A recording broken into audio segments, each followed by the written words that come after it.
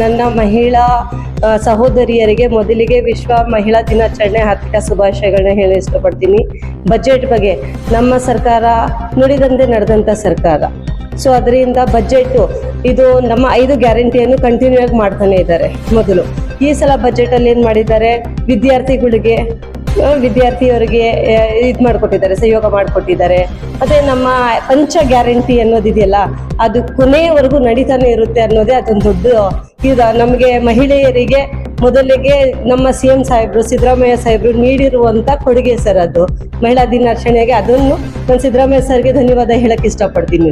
CM ಸಾಹೇಬರು ನಮಗೆ ನೀಡಿರುವಂಥ budget ಬಗ್ಗೆ ಒಂದು ಇದಿದೆ, ನಮ್ಮದು ಪ್ರೆಸ್ ಮೀಟ್ ಇದೆ.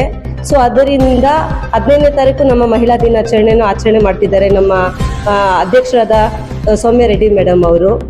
ಸರ್ ನನಗೆ ತುಂಬ ಖುಷಿ ಆಗುತ್ತೆ, ಏನಕ್ಕಂದರೆ ಅವರು ಅದಕ್ಕೆ ಕರೆಕ್ಟಾಗಿ ಸೂಕ್ತವಾದ MLA ಆಗ್ತಾರೆ ಅಂತ.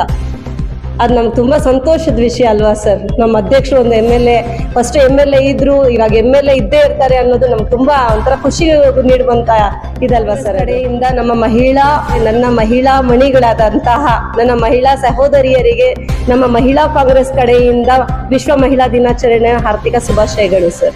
ನನ್ನ ಹೆಸರು ಅಸ್ಮಾ ಖಾನಮ್ ಅಂತ, ನಾನು ಮಹಿಳಾ ಕಾಂಗ್ರೆಸ್ ಸ್ಟೇಟ್ ಜನರಲ್ ಸೆಕ್ರೆಟರಿ ಆಗಿದ್ದೀನಿ. अस्सलाम वालेकुम रहमतुल्लाहि वबरकातुहू। मैं नाहिदा बेगम बजट के बारे में कुछ कह रही हूँ।